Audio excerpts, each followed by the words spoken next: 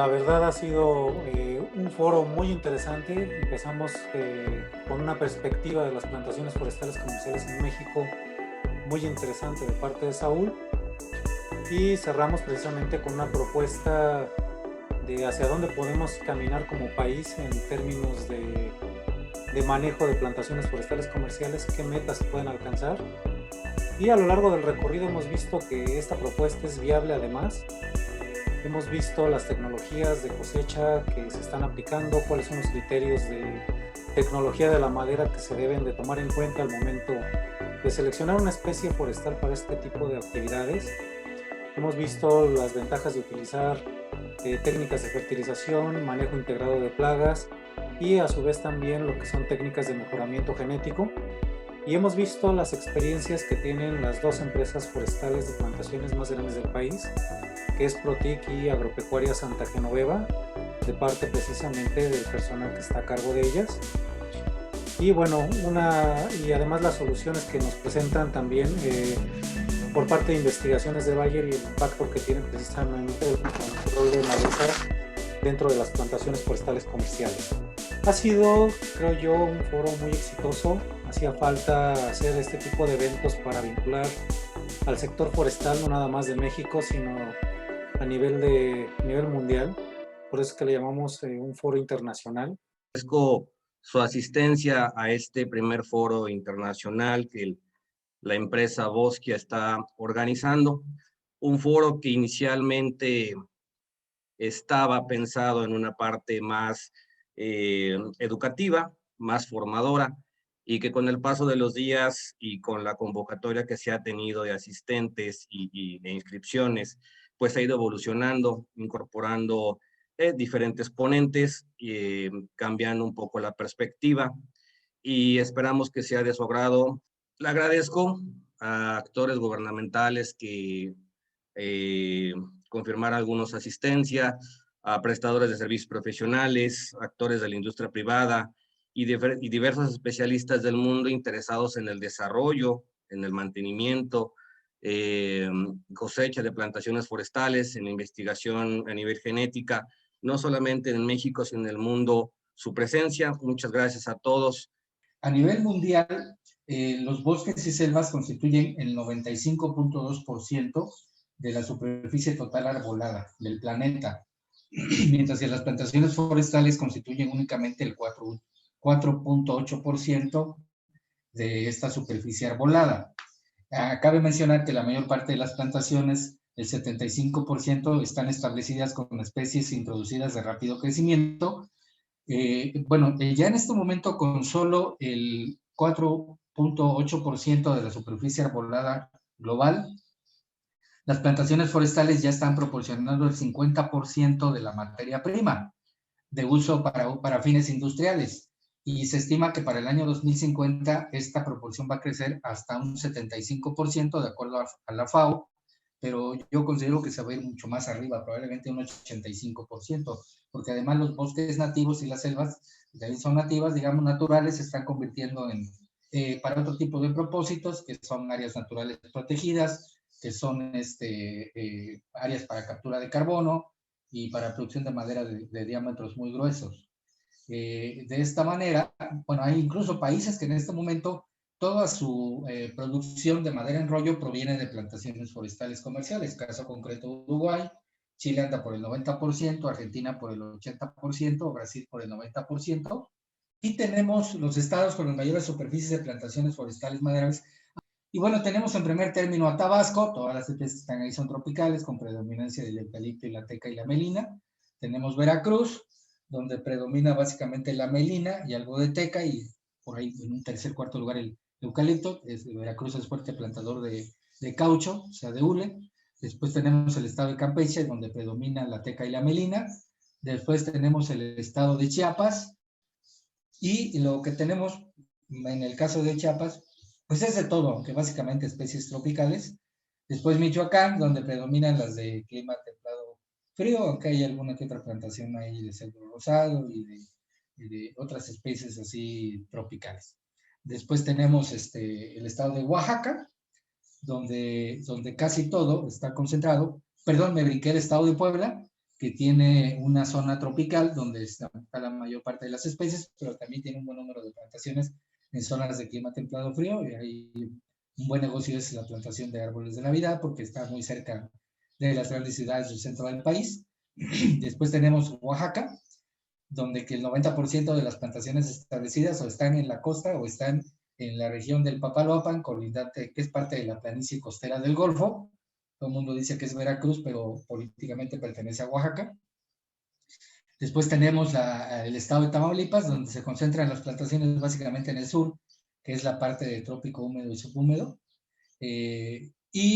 Tenemos también, ahí aparece el estado de México, donde predominan fuertemente las plantaciones con árboles de Navidad. Porque para traermos soluciones es necesario comprender los problemas para ahí sí sanar esos problemas que pueden reducir la productividad. Entonces son desde cambios climáticos como la competencia por malezas, las enfermedades, todo el proceso forestal que puede impactar en la productividad. Entonces acá en la izquierda hay una gráfica del profesor Stapp, que es muy clásica, ¿no? Que todas las plantas tienen un potencial. Ese potencial está involucrado con el genótipo, con la macro situación del ambiente, entonces con la temperatura, con los gases, con la luminosidad. Pero hay factores limitantes, que son la cantidad de agua, de nutrientes y el tipo de suelo, si el suelo está compactado o no, que reduce el potencial, entonces llegando a un potencial atingible. Y hay aún algunos otros factores que son más reductores, que están en nuestras manos, ¿no? Que podemos, y si no hay un control, vamos a atingir muy abajo del potencial máximo. Entonces, son situaciones como la competencia con las malezas, la presencia de plagas, enfermedades y también el fuego. Entonces, Londero comprendió que hasta 56 días la presencia de malezas no influenció el crecimiento, la productividad de los plantines. Pero después de 56 días hasta 140 días, sí, eso fue un problema porque empezó a reducir la productividad. Y hasta atingirnos la 378 días, un poco más de un año, tuvimos la sorpresa de una reducción de potencial de 7 metros cúbicos en este año. Después de eso, o juntamente con eso en paralelo, tenemos algunos estudios también muy pequeños en vasos, en una área muy controlada, para identificar potenciales. Acá ni tanto aún con dosificación, con las dosis y posicionamientos, pero ya tenemos una idea de cuál es una dosis potencial para seguir adelante. Afortunadamente, pues es una empresa de inversionistas mexicanos dispuestos a apostar en México en el largo plazo, estableciendo un modelo forestal rentable y replicable para las regiones subtropicales. Iniciamos en Campeche y poco a poco hemos ido extendiéndonos a otros estados del sureste mexicano, en este caso Tabasco y Chiapas. Buscamos rentabilidad simultáneamente con el desarrollo social. A donde llegamos, donde nos establecemos, pues prácticamente hay empleos permanentes en la zona. El reto fundamental, si hablamos de un reto fundamental, ¿cuál es ese reto? Pues simplemente ser una empresa rentable y sustentable que contribuya al desarrollo económico y social en donde nos manejamos. En primer término, pues debemos hacer la definición del negocio. Si es una producción para madera cerrable o va a ser una producción para biomasa. Eso es lo que en un principio debiera definir quien pretende entrar al negocio de las plantaciones forestales. El marco de plantación, es importantísimo decidir con qué marco de plantación vamos a arrancar, no necesariamente con lo que dicen reglas de operación de apoyos de gobierno, 1.111 plantas por hectárea. Esto dependerá específicamente de la especie y de la velocidad de crecimiento que se tenga. Nosotros arrancamos un espaciamiento de 4x2, 1250 árboles por hectárea, y a los 2 años nos dimos cuenta que en el sentido de los 2 metros había deformación de plantas y tuvimos que emigrar a 3.5 por 3.5, 816 plantas por hectárea. Y actualmente con material clonal creo que es posible hacer reducción de densidad todavía. Ese es el resultado en el uso de esa semilla.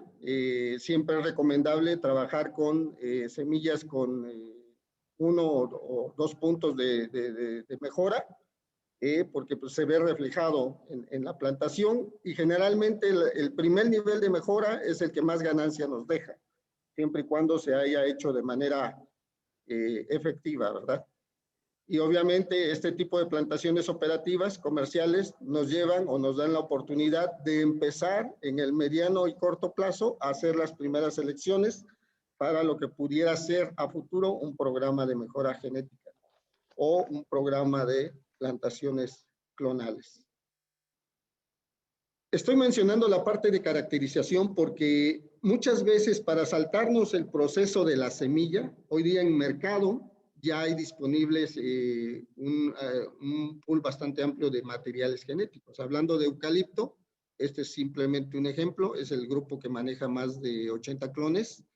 Tomé ahí unos cuantos para no cubrir toda la imagen.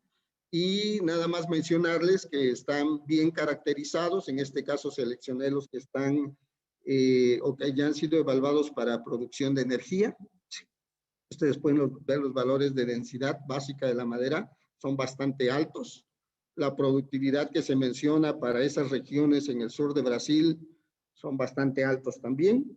Pero algo muy importante en algunos, donde dice tolerancia al déficit hídrico, vean ustedes los que marqué en amarillo, esos están caracterizados para regiones donde precipita 600, 800 milímetros o un poco menos. Al aplicar ese nitrógeno y fósforo, los incrementos de diámetro fueron 50% mayores que en el testigo. Eso indica que esos son nutrimentos deficientes, puesto que los árboles respondieron positivamente a esos nutrimentos. Cuando eso sucedió, cuando se aplicaron los nutrimentos deficientes, vemos que no solo el incremento de diámetro fue importante, ¿verdad? 50% es bastante interesante, sino que además el ataque de este pájaro carpintero disminuyó. En cuanto a longitud de conos, por ejemplo, el peor tratamiento, el que dio los conos más chiquitos, fue el testigo, seguido por el tratamiento corrector de deficiencias, el tratamiento con los nutrimentos adecuados. Aunque en este caso, el tratamiento promotor de deficiencias también generó conos grandes, igualmente grandes, como los que generó el tratamiento corrector de deficiencias. Este es Iblaea fuera defoliador de la teca, entre otros, porque tiene, ¿sí? Este también es un lepidóptero que en estado de larva, pues es un fuerte consumidor de teca, principalmente en las plantaciones, aunque se dice que puede afectar otras 40 y tantas especies de hospedantes. Entonces, algunas veces los hospedantes son específicos para una especie de plaga, pero en otros casos tienen un amplio rango de hospedantes. Entonces es importante ver esa situación. ¿Cuál es su rango de hospedantes que puede tener cada uno de estos insectos? Y uno de ellos es Ipsipila grandela, que afecta al cedro y a la caoba. Es el factor limitante ahí en nuestro país sobre la producción y establecimiento de los cedros y las caobas. Y también en el caso de los pinos tropicales, ¿verdad? Pues es muy importante, sobre todo en las primeras etapas, en la presencia de de estas dos son palomillas, Ipsipila y Reaccionia, ¿verdad? Esta es una palomilla que afecta también en estado de larva los brotes tiernos. Se ha especializado en atacar estos brotes tiernos. Y aproximadamente en el sureste tenemos más o menos 10 millones de hectáreas con potencial para establecer plantaciones forestales comerciales, sustentables. De allí la relevancia de que estemos desarrollando investigación y desarrollo enfocada no solamente a las especies de interés actual para la empresa, sino que de alguna manera comenzamos a contribuir desde hace varios años en la investigación de otras especies. A todos los árboles seleccionados se le diseña una pequeña ficha bastante sencilla donde está toda la información de ese árbol, incluida una imagen, que nos permite, digamos, tener un catálogo de árboles seleccionados de acuerdo al protocolo que estamos utilizando, que es el protocolo de, por ejemplo, para selección de árboles plus, utilizamos el protocolo de árbol vecino, de árboles vecinos. Y cuando vienen de ensayos, pues obviamente ya les decía que es un proceso de selección a través de análisis estadístico. Y a todo este material que se colecta en campo, todos estos individuos se le hace caracterización, se le está haciendo caracterización de calidad de madera, ¿no? Obviamente densidad, largo de fibra, resistencia de tornillo, etcétera. Color. ¿Cuál es la idea? La idea es que al final nosotros podamos tener un catálogo de clones con las características conocidas que me permitan definir cuáles son las necesidades, según las necesidades de la planta, yo pueda entregar lotes monoclonales con digamos, con una etiqueta de qué características tiene ese clon, cuál es su productividad y cuáles son los beneficios que nos pueden dar. También estamos realizando análisis de huella genética a cada uno de los clones seleccionados. Este ha resultado sumamente interesante porque nos permite definir los grupos genéticos que tenemos dentro de nuestro material, que si bien son clones seleccionados de manera individual, algunos tienen afinidad genética o digamos que están muy cercanos, otros están distantes. Entonces nosotros lo que queremos al final tener es tantos grupos genéticos, genéticamente distantes, que nos permita seleccionar los mejores de cada uno de esos grupos. Y también el hacer el análisis de huella genética nos va a permitir identificar qué porcentaje o qué distribución tenemos dentro de la producción de híbridos, cómo van funcionando, ¿no? Y si realmente hay un proceso de hibridación, es lo que venimos. Hoy en día existen a nivel mundial básicamente dos divisiones principales de lo que es la cosecha forestal. Una es la cosecha manual y la otra es la cosecha mecanizada. La cosecha manual hoy en día abarca aproximadamente el 50% de todo el volumen de madera que se cosecha, y la cosecha mecanizada el otro 50%. La mecanización, digamos, es la clave de la seguridad, ¿sí? Digamos que el atajo hacia la seguridad en lo que es cosecha forestal es la mecanización. La forma más efectiva de reducir accidentes y mejorar la seguridad y la ergonomía es a través del uso de máquina que permita mantener al operador protegido. Hoy el sector forestal a nivel mundial emplea aproximadamente 14 millones de personas, lo cual es mucha gente, y se estima que aproximadamente 170.000 trabajadores forestales se accidentan o mueren cada año. El trabajo forestal es uno de los trabajos que mayor accidentabilidad tiene hoy a nivel mundial, inclusive después de la mecanización, porque se conoce, digamos, a nivel mundial que en áreas con mucha pendiente se utiliza un sistema semimecanizado con torres de madereo. Pero en países como Chile, o bueno, también tenemos una experiencia en Ecuador y en Brasil también, que hay plantaciones comerciales en lugares con alta pendiente, se ha pasado del sistema de torres de madereo, que aún tiene ciertos riesgos en su trabajo, se ha pasado del sistema de torres de madereo al sistema de harvester y forwarder con winch asistido.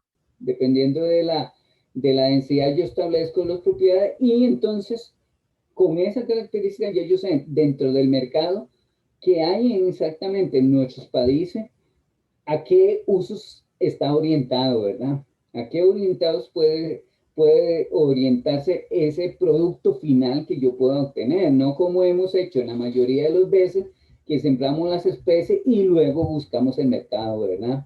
Las maderas de reforestación en general son muy de baja producción de duramen. Entonces, no tenemos que pensar que si estamos en el caso de una especie nativa, va a incursionar en un mismo mercado que tenía de la madera de bosque natural. Ahí los mercados son totalmente diferentes. Los mercados son totalmente, la madera proveniente de bosque natural ya tiene su nicho. Ya tiene su nicho, la gente la conoce, la gente está casada con ella, sabe sus propiedades, sabe cómo trabajarla, sabe cómo introducir en clavos, sabe cómo cepillar. Sin embargo, la madera de plantación no. La madera de plantación, aparte que es una madera juvenil, que son de características muy diferentes, tiene generalmente un duramen de muy baja. Primero, un porcentaje muy bajo y generalmente de baja calidad. No tiene las características de un duramen de un bosque natural. Generalmente son de muy baja calidad. México debería estar plantando alrededor anualmente de 287,000 hectáreas repartidas en las 4 diferentes tipos de plantación. De tal forma que al final del turno de cada una de ellas tendríamos, ¿verdad?, esas superficies por tipo de plantación. Por ejemplo, la de celulosa y papel, tendríamos 714,000 hectáreas acumuladas al final de 6 años, etcétera. Y eso nos llevaría a que al final de los diferentes turnos o todos los turnos de las plantaciones comerciales, México podría tener alrededor de 2.400.000 hectáreas ya establecidas en producción. Para cada una de ellas se plantea una meta de producción anual, ¿verdad? Una vez que se establezca, se cultive y ya se empiece a cosechar, es posible que tengamos anualmente para celulosa y papel 25 millones de metros cúbicos, para madera sólida 30 millones de metros cúbicos, para leña 10.8 millones de metros cúbicos. Esto nos lleva a un gran total de 65.8 millones de metros cúbicos que podrían ir al mercado para satisfacer la demanda del consumo nacional aparente y tener excedentes para exportación. También tenemos el monto de inversión que requiere cada tipo de plantación. Esto está por turno, está calculado por turno, ¿verdad? Y eso nos habla de un gran total por los 4 tipos de plantaciones que se requerirían 32,230 millones de pesos de inversión, ¿sí?